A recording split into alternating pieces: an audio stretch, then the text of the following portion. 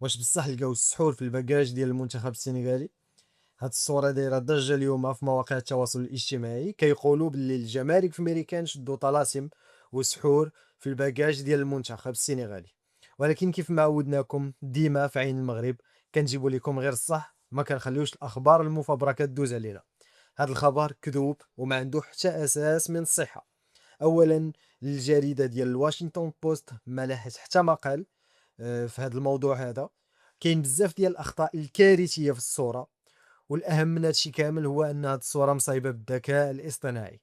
ردوا البال، حيت الذكاء الاصطناعي دابا ولا كيصايب العجب.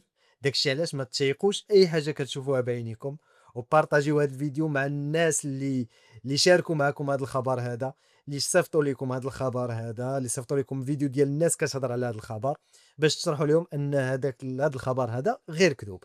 ما تنساوش ديروا لنا فولو، تابعوا الصفحه ديالنا، خليوا لنا الرأي ديالكم في كومنتير، وديروا لايك الفيديو باش ينتشر.